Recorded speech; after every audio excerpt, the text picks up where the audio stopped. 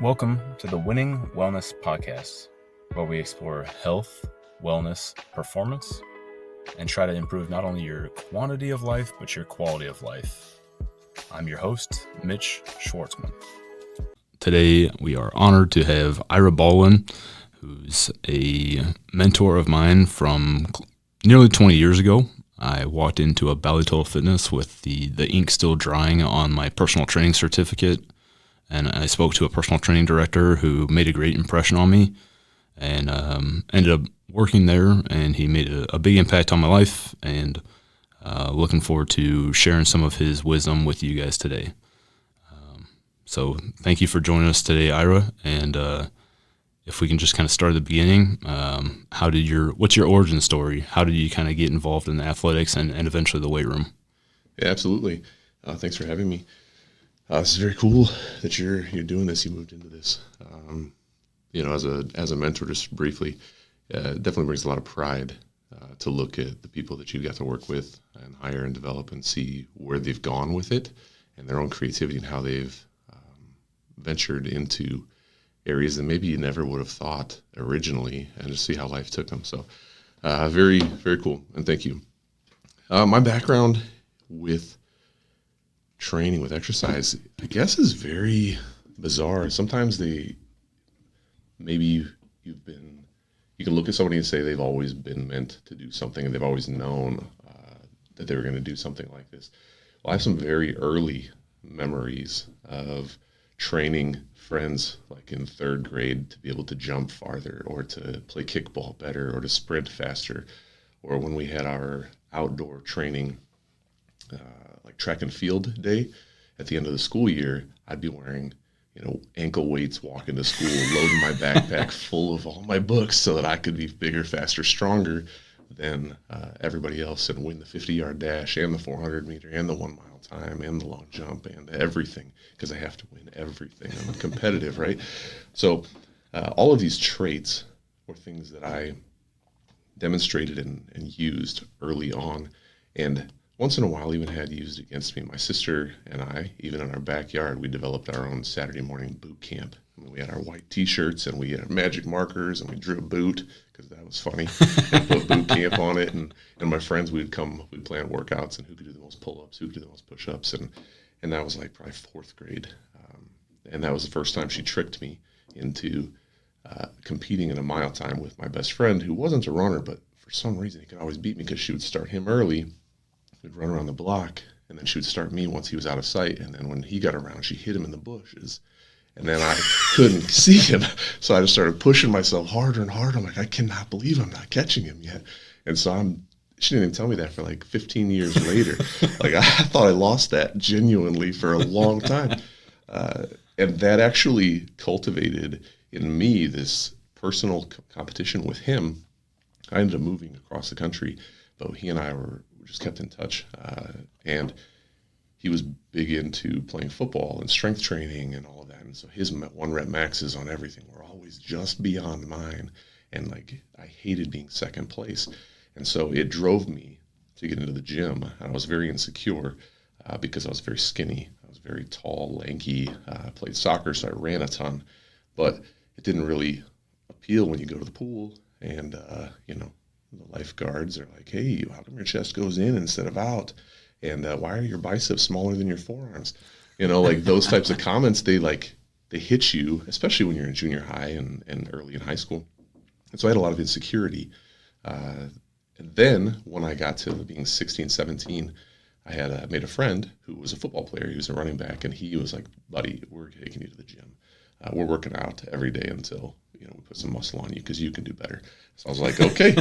So that was like how I got started into the gym. And I was intimidated. I was scared to go into the gym, because I had all of these pre-thought out conclusions about what type of people go in there, how scary they are, how mean they're probably going to be, how judgmental they will be, what they're going to say about me or make me feel bad, or will I even be accepted in there. And so I avoided it until he forced me to go in, which was when I had my first epiphany that translated later on in my career, was that there's nobody at the gym. Like, there was almost nobody there. I was scared of people that didn't exist. I had created something in my mind that wasn't there in reality. And so he and I lifted in the gym, and there's probably 2 other guys that would lift all the time. And every once in a while, you'd have a scattered individual who would show up. And the ones who were serious were the power lifters, and they often played football as well. And so I lifted with all football players. I was a soccer player. They were the football players. There was a lot of giving each other a hard time, which I loved. And so they also told me how, as a soccer player, I could never lift heavy. I could never try. And they were being authentic. Like, they weren't just trying to be mean. They were like, well, don't expect to be able to bench press this much, or to deadlift this much, or squat this much, because, you play soccer. So, like, we lift to be strong, and you get to be in fit. So they were trying to be nice, but I found it patronizing. Sure. And I was like, I can do better than you at everything you do, and still do better than you at everything I do. So that's that competitive drive that was cultivated from when I was a child on. And so all of that led to me getting into the weight room, especially after my senior year of soccer.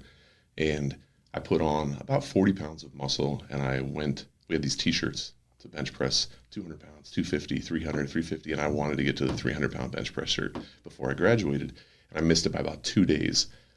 And that's a different story that will bring up a lot more emotion.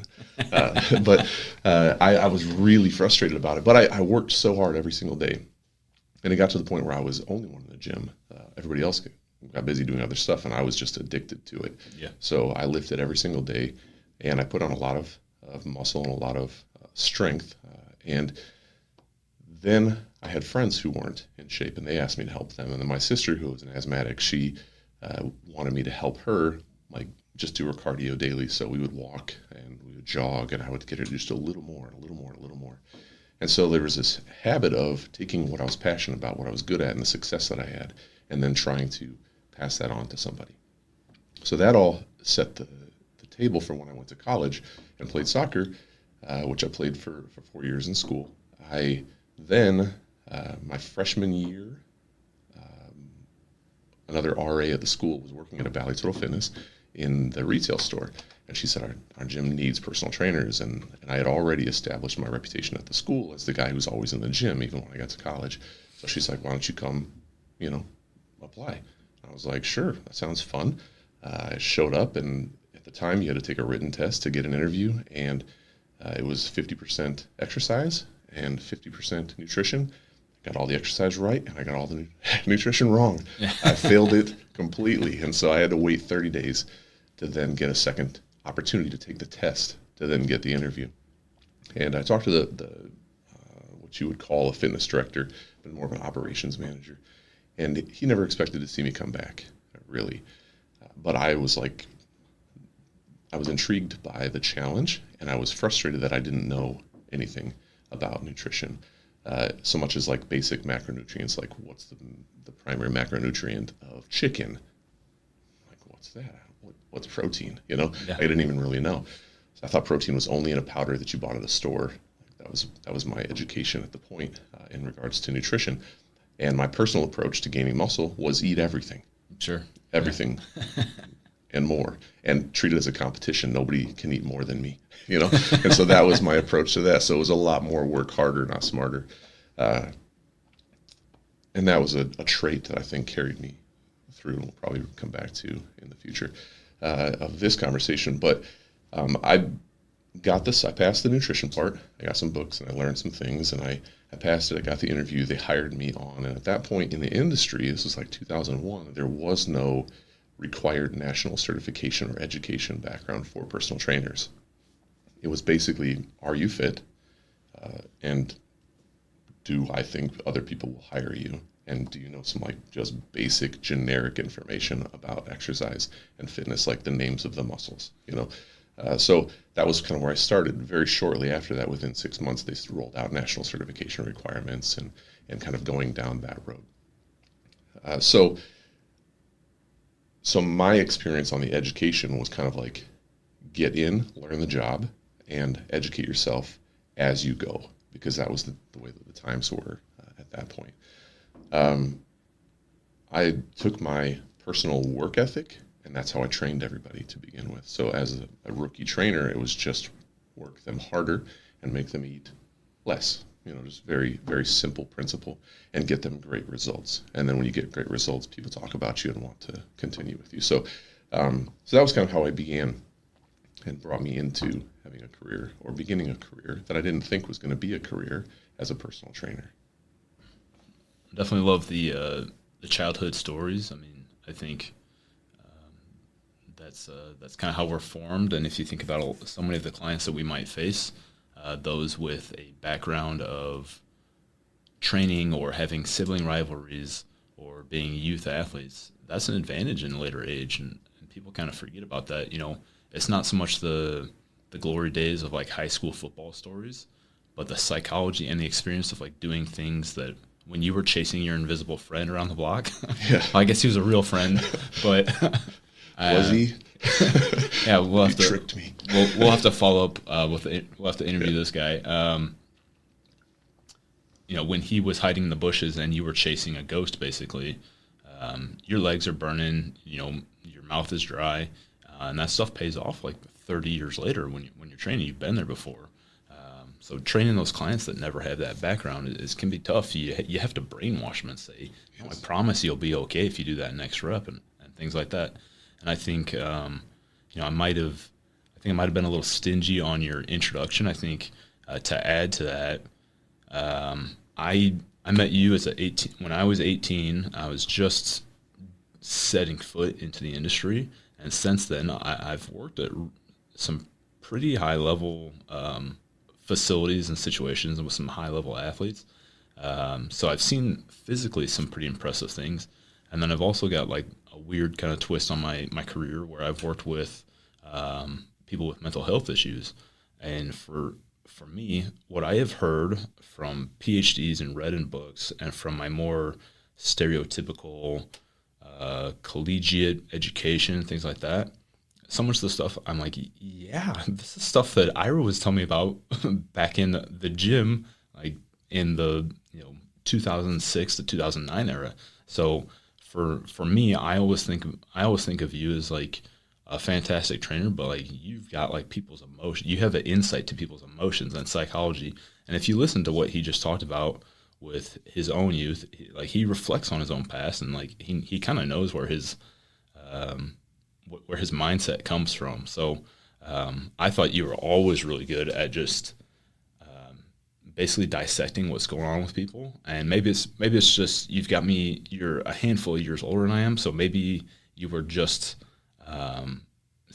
making it sound convincing. But honestly, it's kind of held true for the next 15 to 20 years here from some other people who are specialists in this space. So whether they're physical specialists or psychological specialists. And so when I think about you, I think about somebody who just intuitively was able to blend the two together. And I was always, I was super grateful for it at the time, because as I showed up as a personal trainer with no sales experience, no background there. I brought in my experience. I had a great high school strength coach, Kevin Kinney, who I actually did another episode of a podcast with. But I brought in like what he taught me, and I basically that's what I had to bring to the table as a trainer. And fortunately, he's a stud, so I had some good stuff to come in there. But you're like, okay, and here's what's going on with people. These are adults. They have families. They've got lives. You have to sell to them to help them. You can't help them for free. You can't just come hang out and help them out for free. Right. It's not the Saturday morning boot camp with the. Yeah. So you were able to kind of guide me and help me out with that, and that basically paid for college, and that paid a lot of bills, and it's carried on to do so. I've got people that I've worked with for the last 15 and 16 years. I've had clients that have just kind of put up with me and stuck around for a really long period of time. So you did me some massive favors in just kind of like being a teacher and a guide there and showing me the ropes. And then, so that's how you got into personal training, and you had, I think there's a flock of mentees like me who have gone on to do some good things. And then kind of where did you were personal training with Bally as like a young young man, like newly married, things like that. Yeah, I was 19. Yeah. Like, I was very similar to you, but without leadership of Yeah. any kind. Yeah. Can you take that storyline? Can you bring it up to date? Yeah. So when I was 19, I became a personal trainer, and I was very cocky. I was very full of myself. I knew what I had accomplished in the gym and like personal goals and personal achievements. And I was a good soccer player, and I was looked to as kind of I was cocky. That was my reputation. Not in I wouldn't say the negative connotation way. I was just very confident. I knew that, like in soccer, you give me the ball, something good is going to happen. Like that was my self belief was very high. But I always valued every person. That is something that was instilled in me as a young child through my family life, and like morals was like people matter. And what I was going to school for was cross-cultural studies. So what does that mean? I loved other cultures. I loved learning about other people groups, other countries, their histories, their why they do what they do, and that translated perfectly into personal training. So the reason I was successful is that I loved people. I love to get to know them. I love to figure out like where they came from, their background story, why they wanted to go where they wanted to go, whether it's in their real life or in the gym, like in occupation and their relationships and everything. It was a very holistic approach because that's what my degree and that's where my personal passions were. The fitness side of things was just something I was good at, but I didn't think that it would make a significant difference in anybody's life. And so, because I didn't really understand it, and like I said, I didn't have a mentor of my own. I didn't have any leadership at the gym because they didn't have a personal training director. They didn't have a boss. They had just somebody that made sure that you showed up and that you could fill out the paperwork properly when somebody wanted to hire you.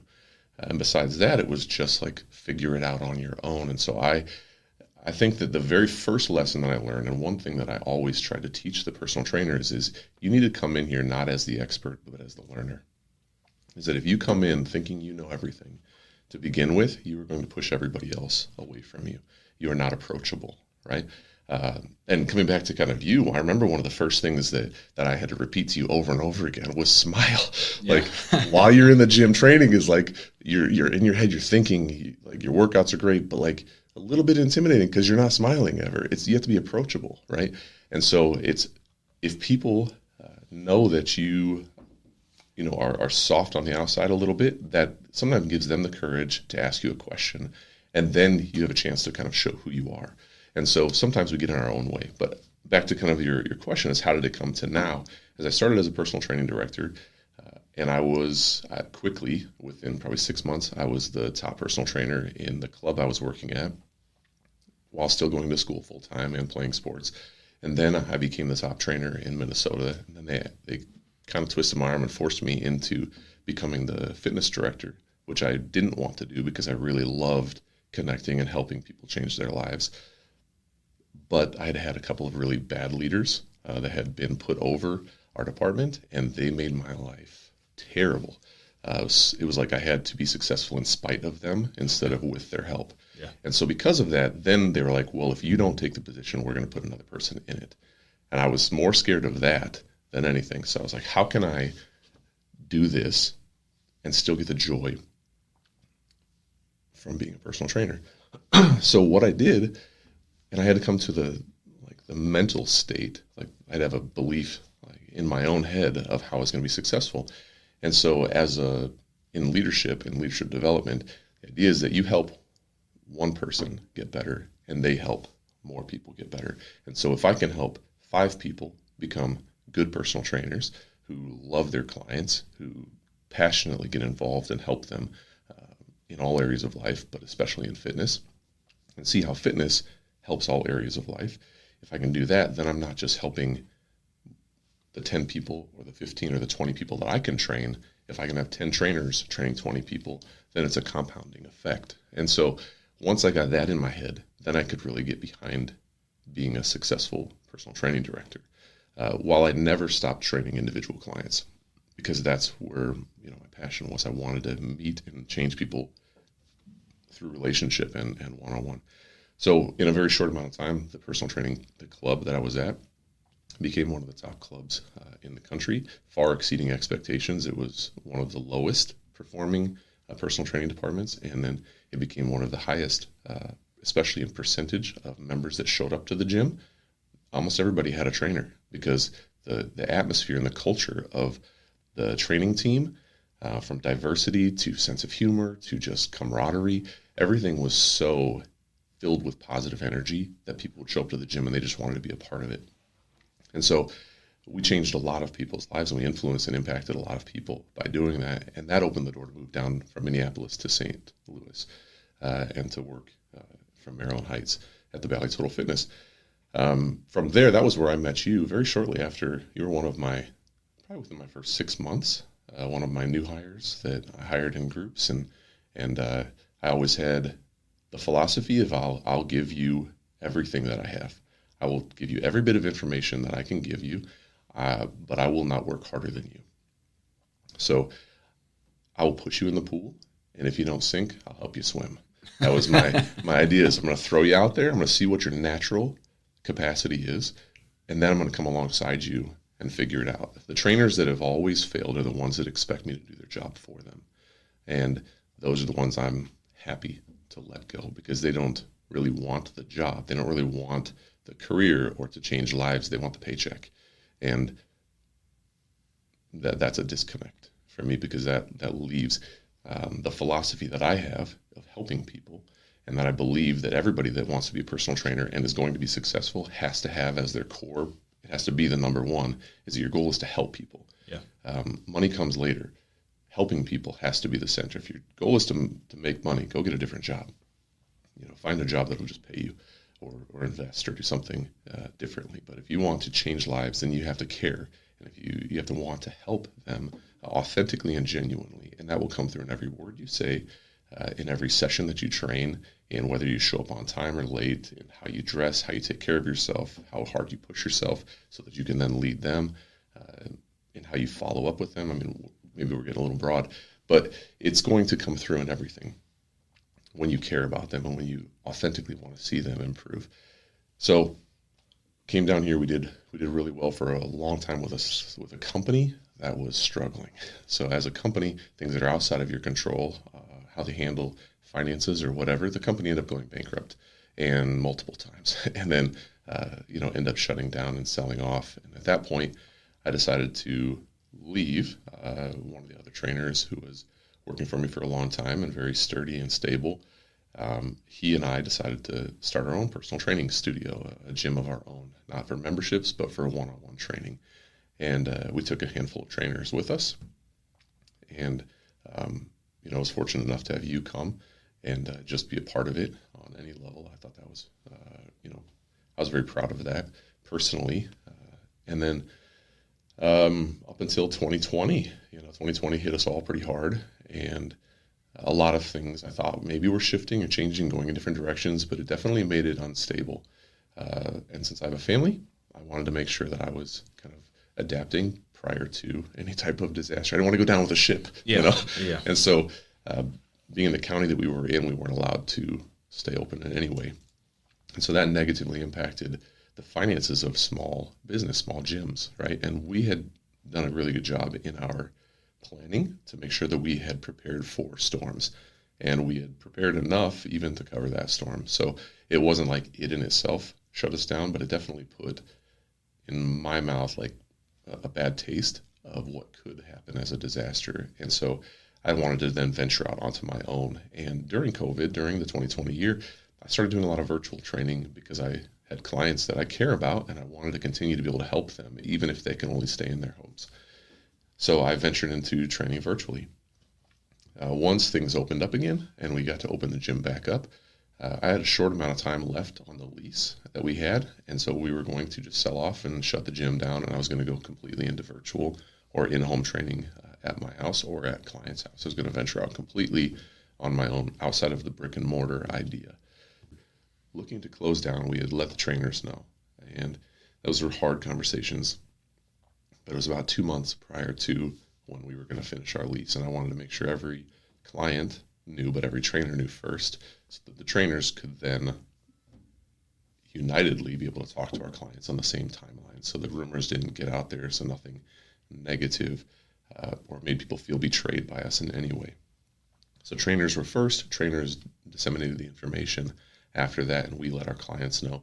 And I thought we were pretty much done. We had some ideas of people that wanted to buy the gym, but nothing was really coming through. And so I just thought, I'm going to pack all this, so much stuff into my garage and try to sell it on eBay or something, on Craigslist and just be out from under it. Well, one of the final clients that I was telling, she was like, well, why don't I buy the gym from you? I was like, you don't know what you're saying. Yeah. It's fun, and I appreciate, what you're saying, but you don't know what you're saying. Like, it's not that kind of a business. It's not the kind of business that's just going to make you hand over fist rolling in money. It's the kind that you do because you absolutely love it and you're passionate about it. And it's hard. It's not a high overhead type of profit margin business. It's a lot of expenses, and it's very much driven on whether you're passionate about this. And as a gym, especially personal training, people hire the trainers. They connect with the trainers. They don't connect with the facility as a whole. Now, we try to create a good environment so that they did feel really comfortable there. But in the end, it's still like clients follow trainers because they get into the lives of the trainer and they love them. So anyways, fast forward like 2 weeks, and she was buying the gym from me, and I was like, what is happening from my business partner and I? And so, they were extremely generous. I would have sold it for far less, and they knew it, and they just decided to really bless, my business partner and I, and we both still train there, on some level. And so I train probably now, at first it was maybe 25% of my clients, but now it's probably over 50%. I'm in the gym again because people at first were very hesitant to go back into group settings, but then they became more comfortable with it. And now almost everybody likes to be back in the gym, but I do have some clients that do prefer virtual, or some that do come to my house.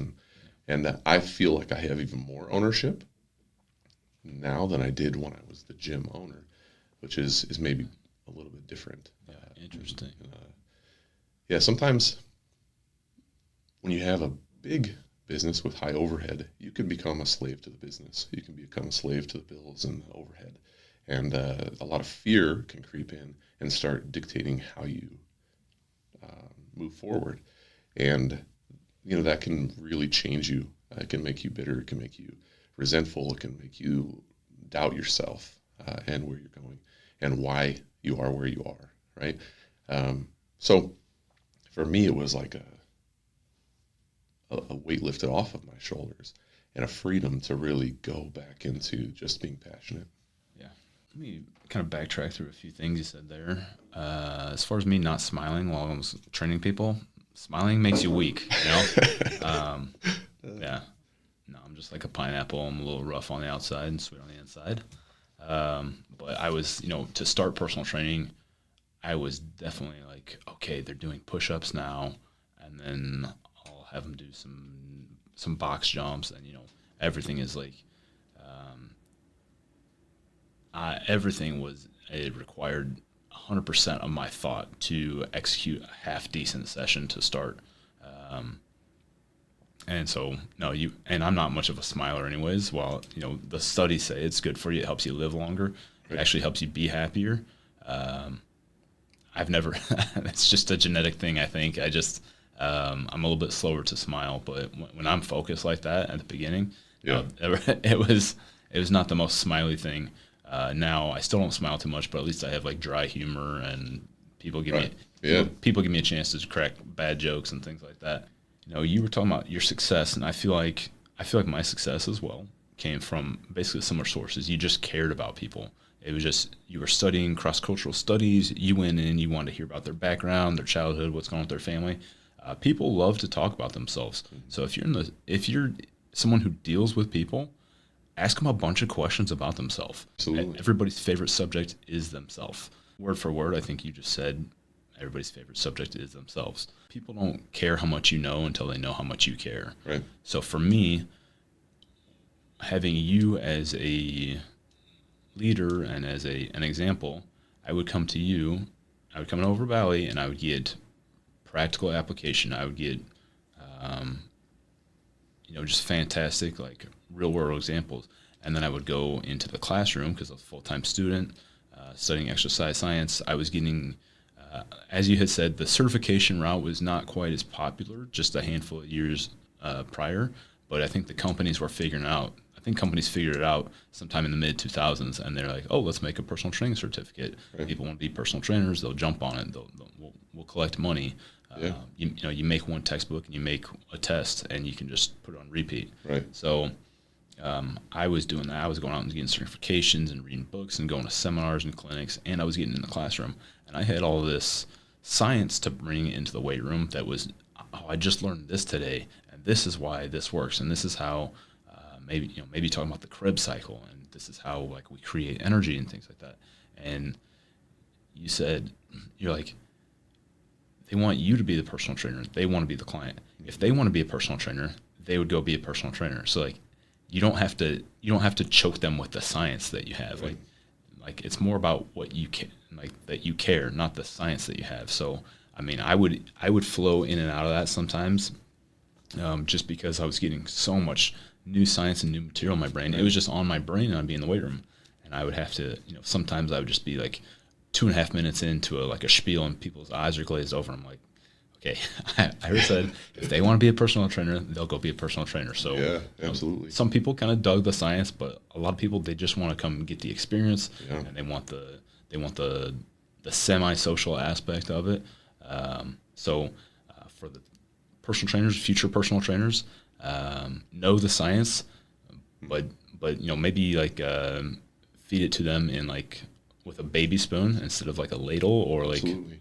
dumping the pot over the head. Yeah, the science, a lot of it's so technical that clients, they don't care. They're glad and so they like that every once in a while you maybe flex a little information on them.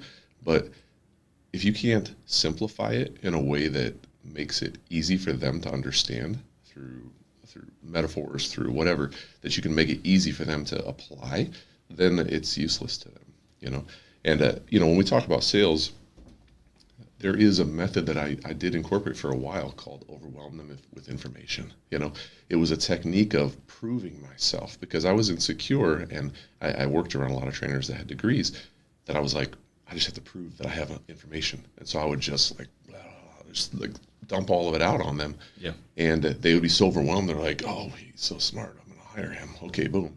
And I'd get a client and I'd be like, yes, it worked, Yeah. And then I would have to do what worked after that, which was motivate them on a daily basis, not continue to just dump it on them. Right.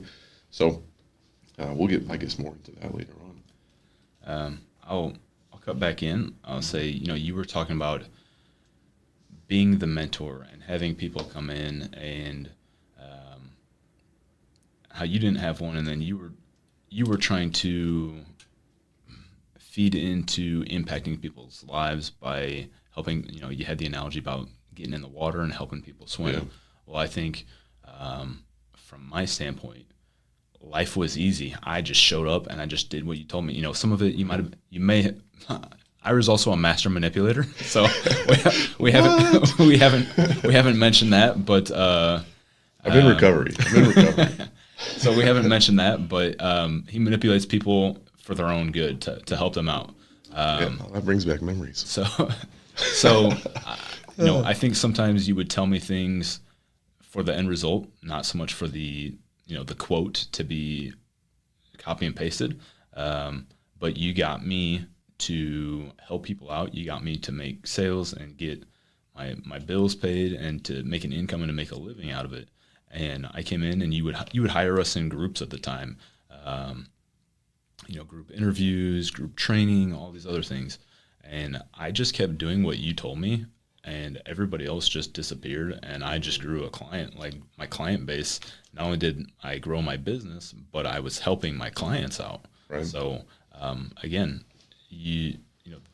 there's some kind of like, there's a gray area between like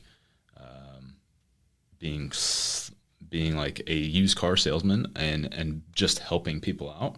And I think you always stayed on that helping people out. We were never like like, trick them into like a package. Right. It was more like, okay, now I get to be a part of that person's life. Now I get to do my best to impact them and do my best to help them out. So like, it was always about, obviously we have bills to pay as well, but it's never coming from like from a negative point. It's always, okay, that's someone I'm engaged in a contract with them. I now have the ability to help them out. So for me, I guess I'm rambling just a little bit, but I'll get to the point is that life was easy just listening to what you had to say. So the people that they came in and they knew too much and they knew better and they didn't care. They weren't there to help people. They were there to make the money or they were there to do it their way. I just followed the recipe and like had great results. So if you're in a situation where you have a good person above you, maybe just double down on what they're telling you. So a lot of it seemed unbelievable, but I was 18 years old. I didn't know anything. I didn't know any better. So I just nodded my head and repeated the process. You go out and you don't make a sale that day, we'll get twice as many no's the next day, and just go fail more if you're not succeeding enough. So you had so much good information and leadership, and sometimes it's kind of, I was just blown away. I'm like, people would come in and they'd fizzle out. I'm like, just do what he tells you. Like look at what's going on over with me. Like I couldn't be more pleased with like the success that I had. Well, first of all, thank you for that. But people just need to be able to recognize that sometimes they're not you need to have followership and not just leadership. So when you say manipulate, it's funny because it brings me back to like 2004 to probably 2010. That was a common thing I used in development, a word that I used because it had shock value. It's almost all negative connotations, but it gets people to perk up and to listen to you. And so I would talk about manipulating people for their benefit. And when you're dealing with a client, a potential client on their first session, like you said, it's about like creating a long-term relationship with them. And how do we do that as a trainer? Is we sign them up on a package of sessions that's long-term. It's not in one day. I tell every trainer, you cannot fix somebody in one session. So you don't try to. Don't try to fix every mistake that they make. Don't try to fix every bad philosophy or every myth that they heard about fitness on the first day. And you probably remember this, the 90-10 rule. You remember that? 90% of your session needs to be what they think will work. 10% on your first session needs to be what does work, right? So this idea of this 90-10, this initially, they come in with a whole bunch of ideas, a whole bunch of things that they want to fix and change and all this stuff in ways that it'll get it to work. We'll throw out some generic ones, like how they want to lose 50 pounds, but they want to lose from their stomach, right?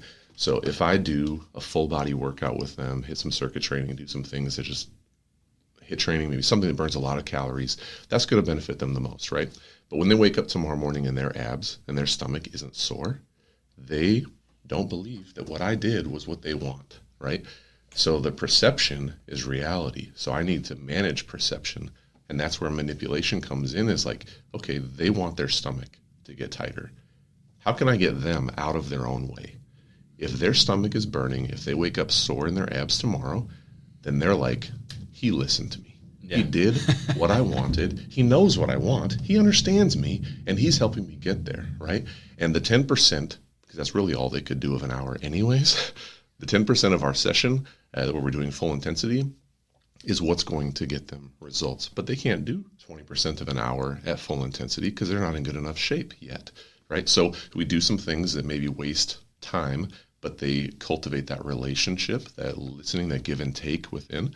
And then on session number 2, it's 80-20, right? Session, maybe week number 2, it's 70-30, and then it's 50-50, and then it's 100% my way. You do what I say when I say it, I own you, right? It's like a joke, but it is like this progression that if you start on, this is my way or the highway on day 1, they're going to hit the highway all the time, and you're going to be broke, and you're going to find another job because it's not a career if you don't have anybody paying you. So there is a process to this where you have to meet the client's perceived needs, not just their needs. So managing perception. So that, it's a fun one, that manipulation word. I remember so many groups of trainers just being like, what? You manipulate? Like, shut up. You do too. What do you think think are some good do's and do nots for motivating your clients and just being emotionally aware. So you could maybe say like a few typical scenarios about when people walk through the door, what you see. Maybe you can tell us a story this about is a tough recently. one. Or Emotional awareness is so uneven ground. Like you can be doing just fantastic, and like the last 25 people have like connected with you, you feel emotionally aware, and then the next one you stuffed your foot right down your throat, like you choked on it, and they're crying, and you're like, what did I just do? Like I don't even know what I did. What did I say? You know, so it's definitely a process, and you have to be willing to look back at yourself and say, what did I do wrong? What could I have done better? Where did I lose them? Or did I follow them down a path that maybe they didn't really want me to? You know, so some people are self-deprecating. They'll make fun of themselves, right? And so you're trying to connect with them, and they're like, they're laughing about how fat they are. And so you're following suit. You're mirroring their emotional moment. And so you're smiling and laughing with them a little bit, but not joining in, but because you're trying to be sensitive, but and the next thing you know, they're crying in their car, and they don't tell you about it, or they leave and they're angry at something that you did when you simply just like went where they were going. Yeah. And so I learned that through mistakes, through making mistakes. You are going to make mistakes as a trainer. You are going to fail. The trick is to be willing to look in and have the humility to say, I'm not perfect. I still make mistakes.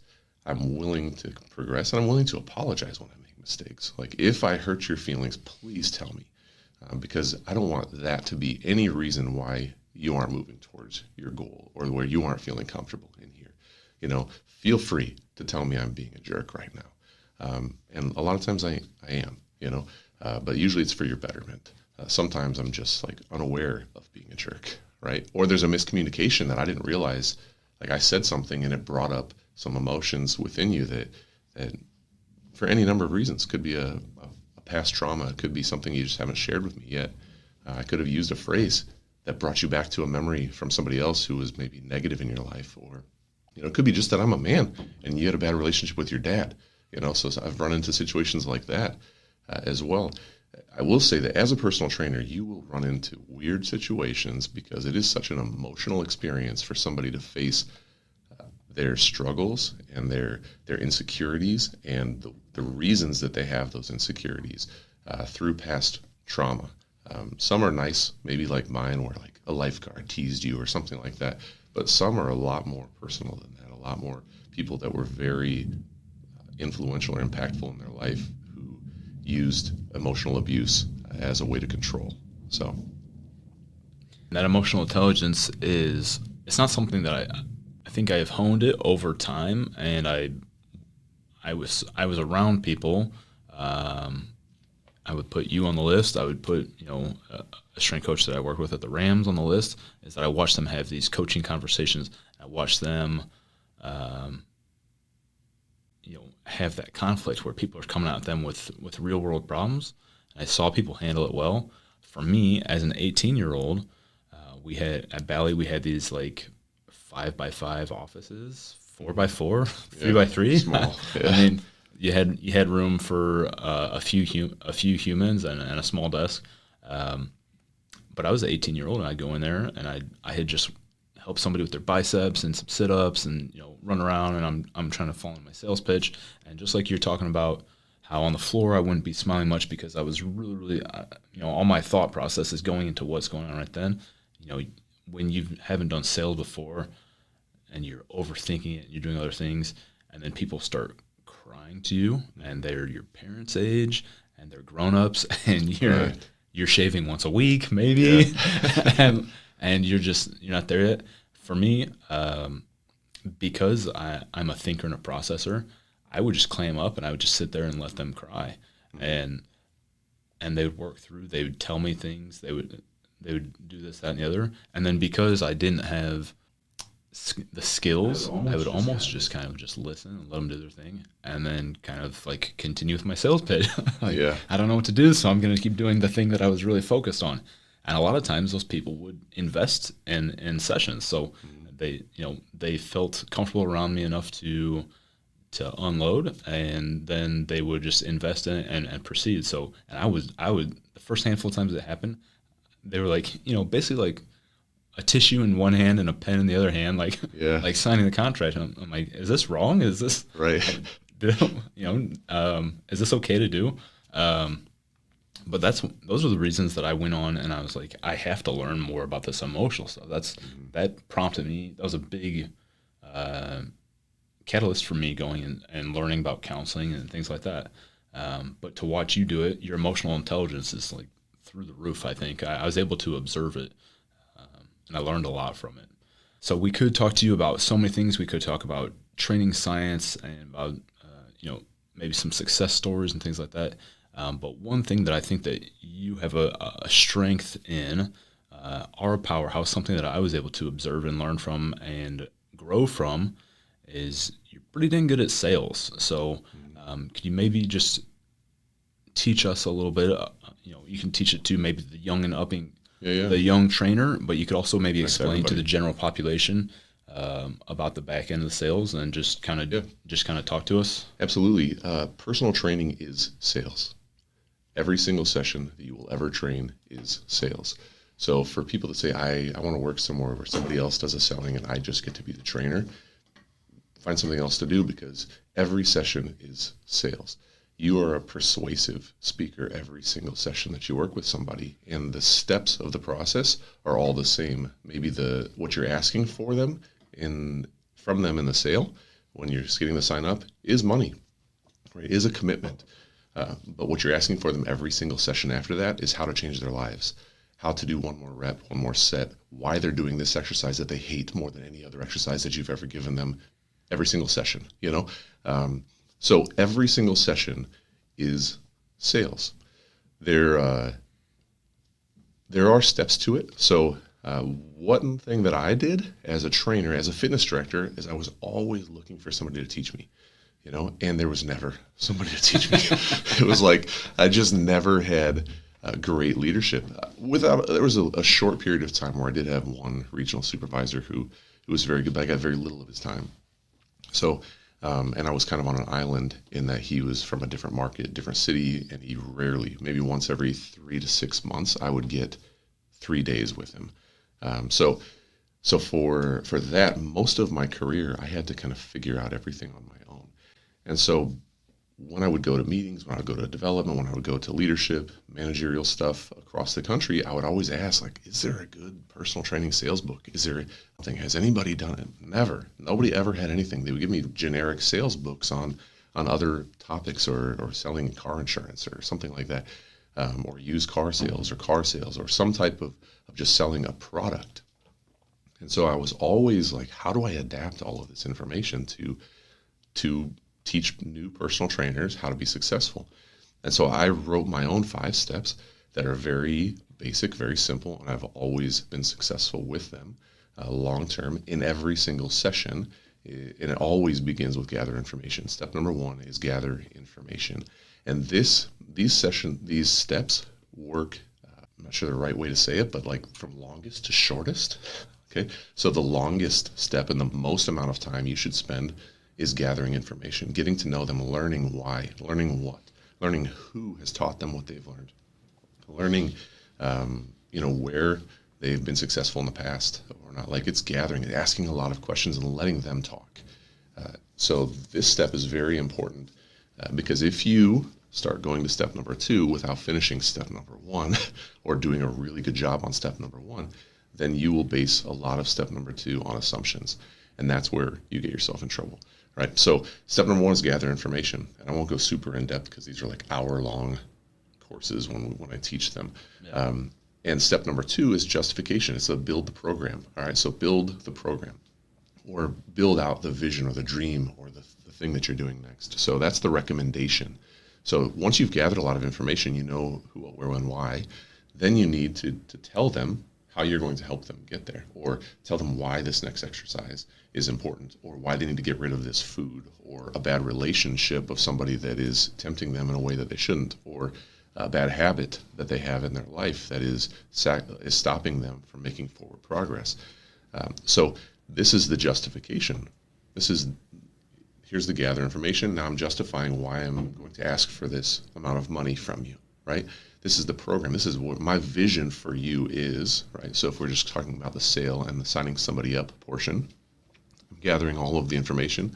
Now I'm telling them, this is what I would do with you for month 1, month 2, month 3. Now it's not super specific because nobody knows exactly how everybody's body will adapt and at what speed. And so we'll give some flex for that. So this is what I'll do with you during this initial phase. Once we've reached some key moments or an ability change, then I'm going to transition you into this. Maybe it's beginner, intermediate, and advanced. Like you can word it however you like. You can talk about things like periodization or cycles of training. But whatever it is, this is your opportunity to show them why you're going to charge them. All right. This is where I got into overwhelming people with information for a period of time. They need to know that you're worth the money, right? So coming back to this being the initial sale, they need to know you have a vision for their process, right? Not just that they can get in shape in 2 weeks or 3 weeks. Maybe they've told you, I need to get in shape in 5 weeks, right? And I need to lose 100 pounds in 5 weeks. And so then you have some like, oh, I got to overcome some stuff here, but I can't. Remember 90-10, right? We can't overcome everything. I can't let them completely, otherwise they're going to go to someone else who will tell them, yes, I can get you to lose 100 pounds in 5 weeks, right? So I need to get them to believe that we're going to get them as far towards their goal as possible. In the process of showing them what is healthy and what is recommended and what is safe and where we can kind of tweak and push things a little bit further to maybe maximize their results in a short window of time. And then how we can do it further than that to take them to maintaining it for long term, right? So this is the justifying where we're going to go and why it's important and how I'm going to take you to that destination that you want for, right? So gather information, build a program. Step 3 is ask for the sale. So once you have built out and you've built the dream of what you're going to do with them, then you have to ask for it, right? You have to ask for the money. You have to ask for them to make the change in their life, to give up fast food, to give up drinking beer 6 nights a week, right? Like you have to ask for the change, right? And at that point, this is always a key part in everything, is you have to shut up. Once you've gathered information, they've talked a lot. Once you've built a program, you've talked a lot. Now you're asking for the change. Now shut your mouth and let them process and think and respond, right? This is where I tell trainers, this is where you become your worst enemy. This is where you talk yourself out of a sale because you're afraid of silence. Be quiet. They're uncomfortable with silence too, right? So you be quiet for as long as it takes until they're the first person who talks, right? So I used to say this a lot, right? The first person who talks loses, Yeah. right? It's like a simple game that if you can put it in your mind, after I've asked for the sale, after I've showed them the package, showed them how many thousands of dollars it's going to be, showed them how many 6 months, a year, whatever they should expect, no more talking. Make it uncomfortable. They need to respond. Because if you start talking, you're guessing on what their response is. And you're going to be overcoming objections that they don't have, right? And that's going to show insecurity. So once you're quiet, they'll respond, right? They respond, and that leads us into step number 4, which is overcome the objections. I've had clients be like, well, I just can't afford this right now. Okay, so my overcome objections is, well, what can't you afford? Right? Just simply clarify for me. I don't know what you mean. I've shown you a lot of things. Show me which thing you can't afford. What do you think you can afford? Right? Put it back on them. I'm not going to try to convince them to ruin their life so that they can train with me. I want to know more, right? And then we'll talk about it. Or maybe it's, well, I have a vacation coming up in 2 weeks, so I'm thinking about starting after that. People aren't going to start after that, right? They're going to go on vacation, spend all their money, and they're not going to afford to, and they're going to repeat the cycle. They're going to come back from vacation. They're going to try to do it on their own for 2 weeks, procrastinate, give up, quit. And 6 months or a year from now, they're going to be back talking to someone else because they're going to be embarrassed that they didn't do it with you the first time. And it's like repeating the cycle. So if their objection is something that's like, maybe it's the time of day, maybe they thought you only had 7 a.m. available and this was just their day off and they have a lot of things to do, so they booked it for today, but they really don't want 7 a.m. They want 4 p.m., right? And so they're about to walk out the door to think about it because they think you're only selling them 7 a.m., right? So it's important to wait, let them respond, and then deal with those objections, if there are any.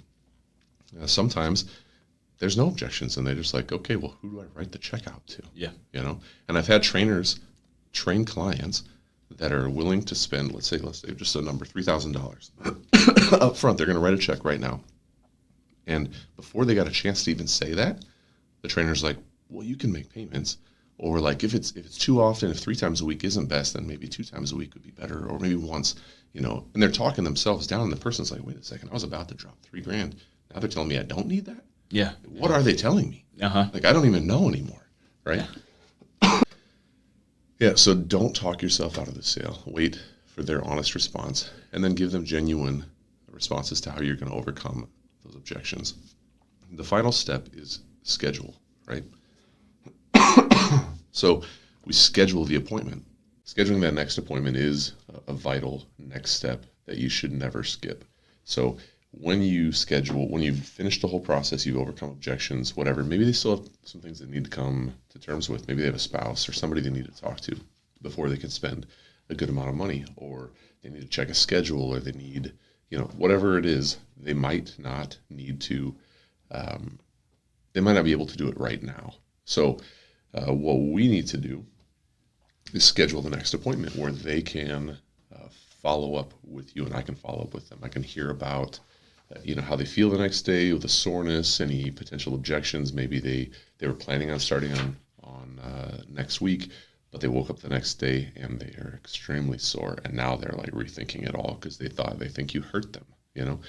So sometimes that follow up, or that scheduling the appointment, that last thing that you need to do is it'll uncover more things and maybe more objections that you didn't realize were there, and that might have lost you a client if you don't follow up. If you let them go think about it, or they have to buy right now, or else we're not going to move forward, or you let them sit on the line too long, they're thinking about it, and you follow up a week from now or 2 weeks from now, and all of the emotion, all of the excitement, all of the passion and the dream that you built for them has faded and gone away, and it's lost its effect, they're not going to begin at that point. So scheduling that first appointment, that first session, that beginning of the program, and even if you do it for free, you say, come back in for this next session is completely on me. And if you come in and you say, hey, listen, I can't afford it right now, that's fine with me. I know that you've thought it out. I know that I'm not going to badger you about it. I'm not going to beat you up. I don't want you to feel guilty. But what I am going to do is I'm going to use that next session to teach you everything that I can about the program that I wanted to do with you, so that you can get started, because my number one goal is to help you reach your goal. And I tell everybody at this point, even though you haven't paid me $1, you're my client. Okay, so if you have a question 2 weeks from now, 3 weeks from now, don't feel like, oh, I don't pay him, I shouldn't ask him. Ask me the question. I'll get back to you. I may be in session, so I may not be able to answer you right away, but I will get back to you because I want to help you. And maybe right now, financially, it's not the right time, or work is stressful, or you're about to leave, or whatever the objection is, but maybe down the road, it will work for you. And so I don't want to sacrifice the future relationship because I'm not getting what I want now, right? It's like all about me mentality, or all about the money. Everybody that's ever worked with me always has access to me because that's what I do. I like helping people, right? So it comes back to the beginning. All right, so one of the things I skipped over, and I just want to reventure back to, is the gathering information, because that is the most important step. And there are some components of it that you need to understand going in, right? So in sales, one of the things that you may read or hear often is never ask a question you don't already know the answer to. So you want to ask questions that lead somebody in a certain direction. But sometimes when we're gathering information, especially in this, is we don't know a lot of the answers, right? Because we're not trying to sell them something at this point. We're trying to learn from them at this point. So, but in the back of your mind, as the personal trainer, you need to know that there are basically 5 reasons somebody will hire you. And everybody has either a combination or a primary reason why they will hire you. So, and I used to always ask this to trainers and let them kind of spit out answers, but some of the more obvious ones are motivation, right? Somebody wants motivation, so they need somebody to motivate them to get to their goal, or to motivate them to get off their butt, or to motivate them to do cardio, or to eat right. They need the motivation. A second reason is accountability. They need somebody who will hold them accountable, who will ask them the tough questions, who will not accept lame excuses for why they're not making progress, or at least putting effort into making progress. So accountability and motivation are the first two. A third one that's maybe less common, but is more common than you would think, is companionship, right? Especially now as our world moves more into isolation through what I kind of joke around as like fake socialization through online social media, all these things that are social and yet antisocial, where you feel connected to people, but you actually never connect with people. And so that people feel a lot more isolated, a lot more depression, anxiety. They deal with a lot more internal mental health issues because of it. So sometimes they go to the gym to work with just being in public, right? To see people because they work from home, they stay at home, they shop from home, they never leave their house. So they need somebody to like have human interaction with, like face to face. So companionship. Some people just move to town and they're like, I don't know anybody. I don't know where to go to a gym. I work nearby, but I want to like joke around at the gym, but I don't have any friends here. So they want to hire somebody that they can just be a companion to the gym with, right? Some people, it is guidance. Like they just don't know what to do. They need somebody maybe who will take them through the exercise. The best example of this is a lot of people that I work with maybe own businesses or business professionals, or they have a high stress job and they don't want to think about what am I going to do at the gym, right? They might know what to do. I've trained a lot of, former, college athletes, Division I athletes, and they have the knowledge of exercise, right? Some of them even have degrees in the field. They don't want to. They want to show up and like not have to think about it. So just guide me through a program. I just want to be coached, right? They grew up with coaches. They just want to be coached. Yeah, they get that decision fatigue. Mm-hmm. They've been like making decisions about like multi-million-dollar decisions as an executive at work all day, and they just want to shut their brain off and go be told what to do. Yeah, and it can come down to that emotional intelligence, because they're emotionally exhausted from work. They don't want to go to a gym that's going to require them to become emotionally invested, right? So they don't want to like think about their workout. And then the last one is knowledge. Some people don't know what to do, when to do it, how to do it. I'll tell a story. I believe it was your client, or at least a potential client from Bally's, where they were like, yeah, I just need help with the gym, but I think my nutrition is pretty good.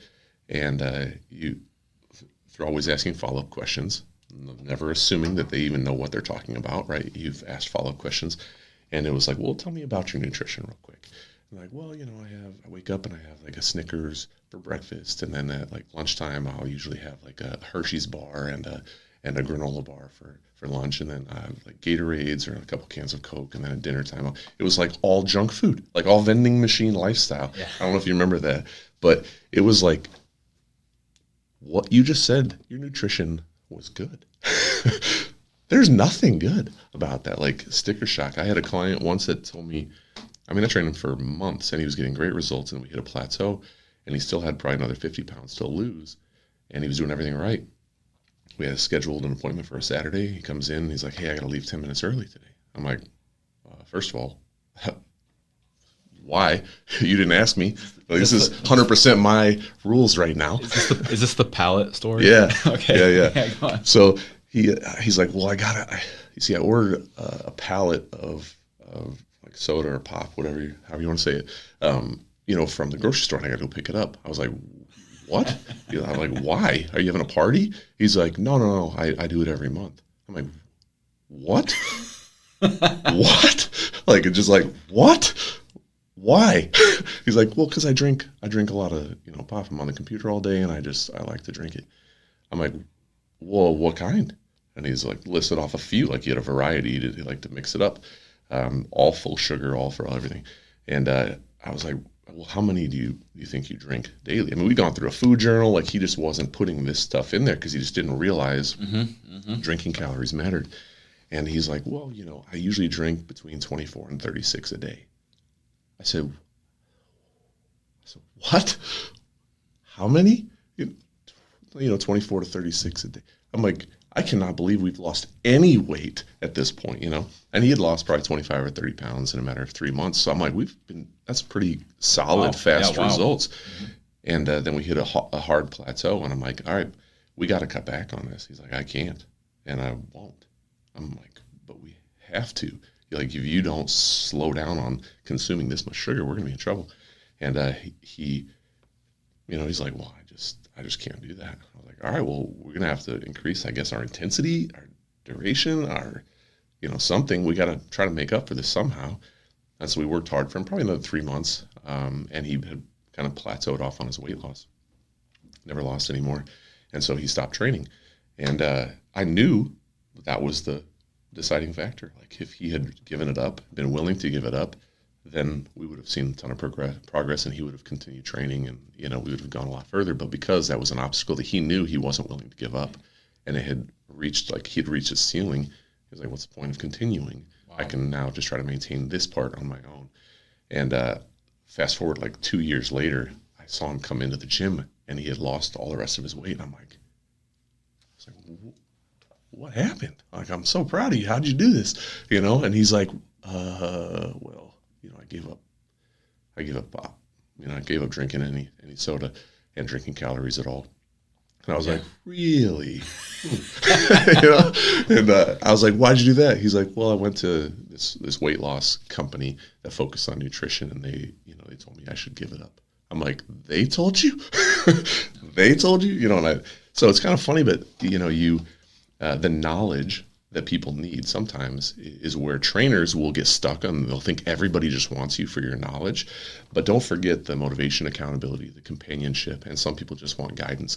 And none of those reasons are wrong, right? So you don't need somebody to need your information from you. You don't need somebody to want to hang out with you.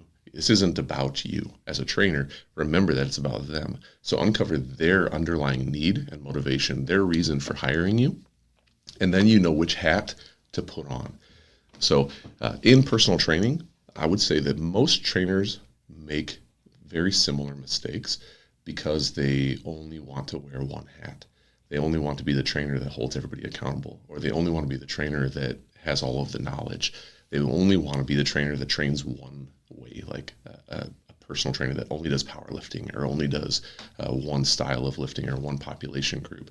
Be a niche trainer. I mean, there isn't a market for that, but it is definitely more rare. And you have to be very specialized for that. So most trainers, they only want to uncover one of these that they're comfortable with, and they stay inside their comfort zone for a very long time, and they limit themselves. And like you said earlier, one thing that you did differently was you listened and just did. Like, you just did whatever I said to do. And I always try to get people outside of their comfort zone, to stretch them, right? To move beyond what their own personal ceiling or limitations are. And what I said as a mentor is, I have a certain amount of potential. Like, as a person, I have a certain amount of potential for information. I have a certain amount of skills. I have things I'm really good at, things that I'm weak at. I have a certain amount of that, and you do too. If you only do what you're capable of, and I only do what I'm capable of, and I never share my strengths with you, then you'll only ever be as good as you can be. But if I can share everything that I have with you, then you can be a combination of all my strengths and all your strengths, right? And that's the idea, in my opinion, of mentorship and true mentorship. I'm a bit of a Star Wars nerd, and there's other types of shows do this as well. They talk about, like, the master will be sparring with the student, and they'll say, how come I can't beat you? The student will ask, and the master says, I've taught you everything you know, but I haven't taught you everything I know. Yeah. It's kind of this funny little this saying. But I think in leadership and mentorship, if you ever have that attitude, you're doing it wrong. If you're ever holding back something that would make somebody successful, you're not doing them the best thing possible.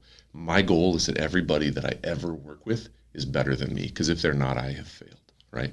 As a trainer, if I'm training trainers, they need to take all of my strengths, and they already have their own, right? And in the meantime, I'm going to try to sneak some of their strengths. I'm going to try to steal some, right? So I'm going to try to learn from everybody. Yeah. Everybody that I ever hired, I learned from. Everybody I ever trained, I learned from as well, clients included, Right. So going back to the very beginning, having a learning mentality. If you're a learner, you'll be successful. If you're puffed up and prideful and you think you know everything and everybody needs to get on your ship and go your direction, you've already sunk, Yeah. It's awesome. So, I mean, there's a bunch of other amazing information in there, some good stories too. But those are that is a sales approach there's integrity behind it. And when I was introduced to it, it's a nice thing at Valley. You'd say, we're not selling a product, we're selling ourselves. And so a promise. Not a product, it's a promise. Yeah, nice. Normally somebody's going to spend $1,000 on something or $2,000. They get to go put it in their car. Like they get to drive it home, or like, there's something they get immediate, instant gratification from spending this amount of money, right? Impulse buying feels good because you get something instantly. Personal training is not that. It is a delayed gratification to its core. Everything about getting in shape is about, if I do this hard thing now, someday I'll get this, right? So it's a promise that I know the recipe, I know the map to get you to this destination. Get in the car with me, come along with me, and I'll take you there, right? And so they have to have 100% confidence in your promise. In that build the program, that second step, that's your promise. This is what I'm going to do for you. This is where I'm going to be here, how I'm going to support you. This is why it's worth investing in.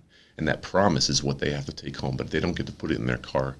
It stays up here and it stays in here, in their head and in their heart. That's what they get to walk out with. And that comes through the energy. When they leave, they're excited, they're ready to let go, and they're ready to change their life. So, yeah. Yes.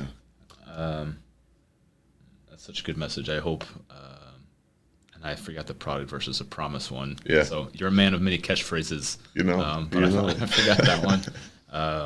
So let me run through a few bullets here. Oh, and before I forget, my son Mac has started getting into Star Wars. Oh, yeah? So, he's starting to go down the path. That's good. So we're excited about that.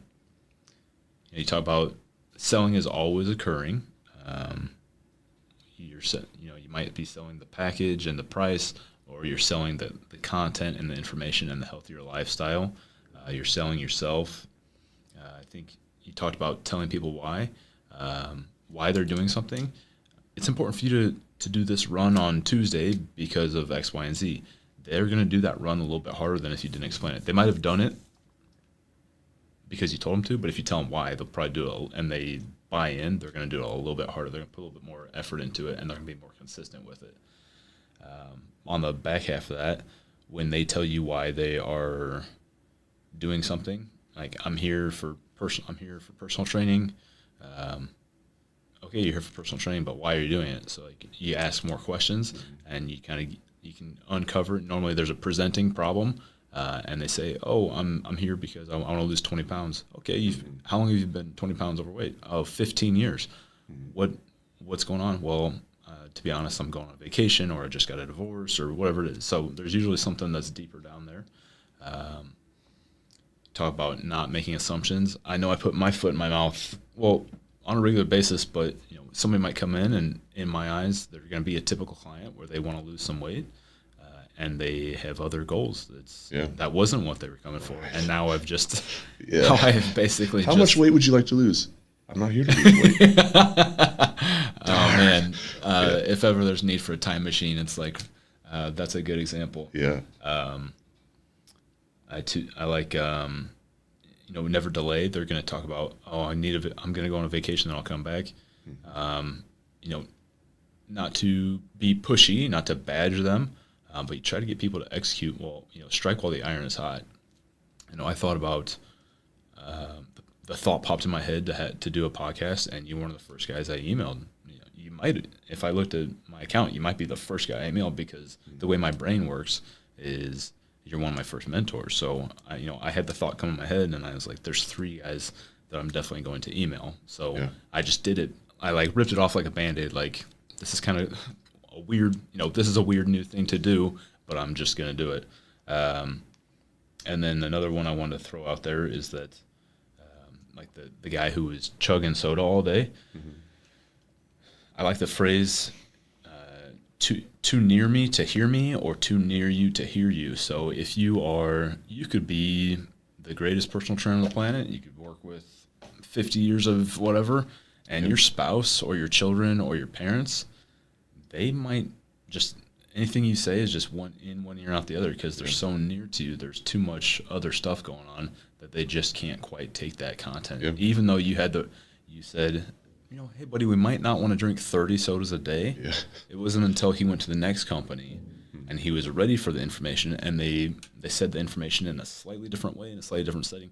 He might have been too close to you, potentially, to just hear it. So sometimes you just have to bring in reinforcements and alternate methods. Yeah, and patience. Sometimes it's just not the right timing. Sometimes, if you could maybe bestow some experience, some wisdom, some theory on maybe just some young trainers, some future trainers, on some of your, or maybe your top one or two or whatever, do and do nots when training clients. Yeah. Well, so do not, I think, is probably the easiest. We can learn from mistakes, I think, often easier than the things that we do well. But some of the mistakes that I've seen, and one of the most common limiting factor that trainers, in a person training in a gym, especially like a gym with a lot of membership, mistakes that people make, but also in a studio, and I think maybe anytime you're working one-on-one, is you're training your client differently than you train yourself. A lot of trainers, if they're passionate about powerlifting, or they're passionate about swimming, or endurance running, or hit training, or whatever, they're just like, this is how I do my workouts. They end up training all their clients the way they train themselves. And that is not personal training, right? Personal training, it's right there in the name. It's personal. Yeah. It's personalized, right? So if you aren't personalizing your program and your approach to each client, to their physical, emotional, to their age, to their desires, their interests, their passions, if you aren't personalizing it, then you aren't a personal trainer, right? You're just a trainer. Right? So they're copying, or it's generic training. So don't train clients the way you train yourself. That's a very common one, where I found a lot of trainers would end up getting 2 or 3, maybe 4 to 5 clients, and that was their peak they could handle, because there's just not that many people that want to train exactly the way you train, So, and not many people that will want to do that forever.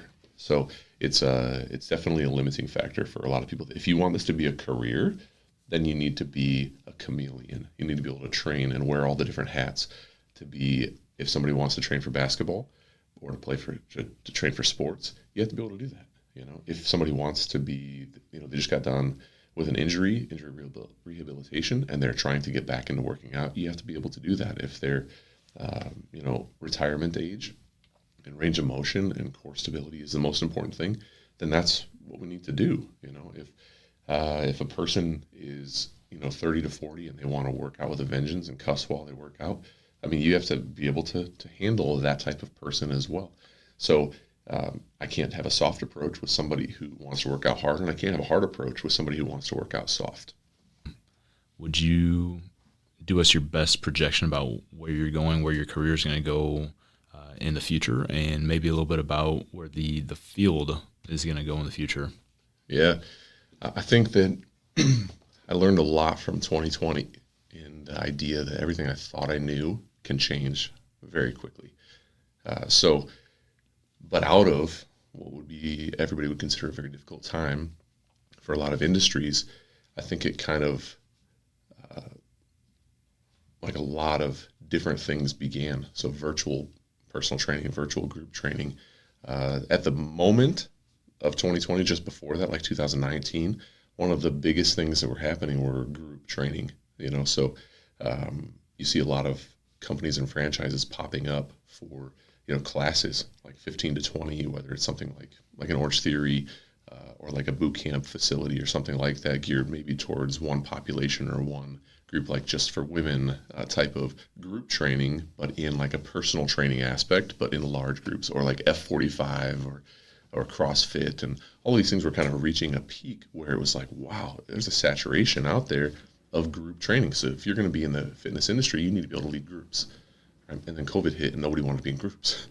So it was like, wow, okay, now we have a huge shift in the industry back into one-on-one, and now apparently virtual training is massive because people didn't want to leave their house, and they're afraid of germs and afraid of getting sick and afraid of whatever it might be. But now you're not just competing with the trainers in your area for virtual training, you're competing with trainers around the world, or around the country, or from different locations, and what they offer. So and some people want more generic programming where it's not FaceTime with somebody, it's a program that they can follow, or like a Peloton type thing where you join a membership and you follow somebody who's working out in front of you, but you get to do it in the privacy of your own home. So the industry, I would say, like fragmented and went all different directions. And so I would say that future projections is that creativity, it's open. Like the industry will survive. People will always need to take care of their health and their fitness, and they will always have vanity and insecurities. They will always want to look better, feel better. That's never going to change. So how you get people to buy into that, that comes down to your creativity. And I would say that the fitness industry, whereas it used to be very generic, it was a gym. That was it. It was a gym. Mm-hmm. If you want to be in the fitness industry, you better own a gym or work at a gym. Now it's very much like anything goes. So if you're creative and if you're driven and if you're willing to put the time in and the work, you can do anything with it. So I'm actually really interested to see where it goes, because I'm now apparently and unfortunately old. And so like I'm 20 plus years in the industry, which is very bizarre because I started the industry as the youngest, in it. And now I feel like I'm on the other side of that. And I'm curious where it's going to go. I'm curious where the creativity and the vision of the 18, 19, 20-year-olds now are going to really take the industry, because it's going to go on their backs and they're going to be the ones leading into the future. So I'm very excited about that. My personal, I don't know. I try to stay that learning mentality, that idea of just adapt, the willingness to adapt, like the adapt or die philosophy, is that if I ever get rigid and feel like I have to do it this way, then the industry will move over me. It'll run over me, right? So my personal future is just how can I continue to adapt to meet the needs of the people that I am getting to work with, and how can I continue to improve their lives? So wherever that takes me, here we go. Yeah, awesome. A lot of good information from today, but this is the Winning Wellness Podcast. We are always looking for ways to help people who are healthy and well, how we can help them win, whatever it is, goal achievement, bigger biceps, sporting events. So we want to help those people win in whatever way that is for them. Or if people don't have their wellness, if they're not so healthy, we want them to win their health by pursuing that healthy lifestyle and taking steps to just better their chances for feeling good and being well. When it comes to wellness, do you have a top tip? Do you think it's the most important thing? Do you think it's the most underrated thing? Do you have anything that you haven't shared with us today? Yeah. So in the idea of wellness, from my philosophies of life and what I've learned and want to share, is that wellness is holistic. It's all parts of you. So I think probably the cliche is body, mind, and spirit. Like that we're multiple parts. We can't just focus on our body, right? We can't just focus on our mind. We can't just focus on our spirit. We're all three. And so in any approach moving forward, I think all three have to be taken into account. And as a personal trainer, you need to be aware of the need for taking care of somebody's body, their mind, and their spirit, their emotional state, or their spiritual development. All three have to be a part of wellness. And one of the favorite quotes that I have tried to live by my whole life is from Socrates, and it's the unexamined life is not worth living. And this idea that, and it goes back, and you've heard it throughout this entire podcast, everything that I've said has had this kind of intertwined within it, is that you should always look inward on what you can do differently and do better. You should always be humble. You should always be willing to learn. Is that if at the end of every session, and this is one of the messages I always had in every sales class, was if somebody doesn't hire you, it's your fault. It's something I said over and over again. It's something that I believed myself, that every time it's my fault they didn't hire me. I have to figure out why. What did I do, or what didn't I do? What did I say or what didn't I say that I lost this person, right? So now that's an unrealistic expectation, that statement alone can't be true. There's a lot of reasons why it isn't my fault. And I know that, but that doesn't help me, right? If I ever blame somebody else for my failures, I have no control over moving forward, right? So at the end of every session, end of every interview, every workout, every consultation, if I don't look back and say, what did I do well? What could I have done better? How can I improve the next time? If I stop doing that, then I've peaked. And the problem with peaking is that everything after that is going backwards. You're always going downhill from there. So my one tip is examine your life. Examine each area, body, mind, and spirit. What am I doing? What should I be doing? And what can I do better in the future? Awesome. That is fantastic. And that blame yourself mentality, it sounds a little negative on the surface, but that's something that you and I had dozens of discussions about. Every time I didn't get a client, I said, oh, I was close. They almost did this. And you would just kind of like, Miyagi my brain and be like, well, what did you do wrong? And, it wasn't like you weren't talking down to me. You were guiding me. You were saying, it probably wasn't a perfect session. It probably wasn't a perfect, you probably didn't ask enough questions, or you didn't, maybe you talked too soon after you asked for the sale. It was all about improvement. And so that was something that you brainwashed me with. I say in the best way possible. You brainwashed me with that early on, and I've just maintained that. It's like, if a relationship falls apart with somebody, what did I do wrong? It's not always, her fault or their fault or whatever, but what could I have done better? And there's always something. So yeah. It's not a negative thing. It's a positive thing. It's a growth mindset. So that's something that you just went in, you reached into my brain and just changed the wiring a little bit. You're like, what could you do better? And I try to keep that in mind. So I have something here I want to put in front of you. I don't know how familiar that looks. If you recognize the handwriting. I definitely recognize the handwriting. So I will be posting, there's just a million things written on this sheet right now. And what this is something from probably circa 2007, just sitting in an office with you and having a chat. And we were talking about if we were going to sit down and put together a curriculum for the population of the Valley Total Fitness, and we were going to have classes, what would we bring them in and talk to them about? And this is just off the cuff. This is just some things that you just scribbled down, and you hand me the piece of paper, and it's something I came home and I think I just pinned it to a bulletin board in my room in my mom's basement because that's where I was living, and no shame, stayed there for a while. But I just kept it up on the bulletin board, and I kept it up for years, and it's just kind of something that was just up there. And we moved on. We never really approached the curriculum like we had talked about, but it's just something I had hanging up there.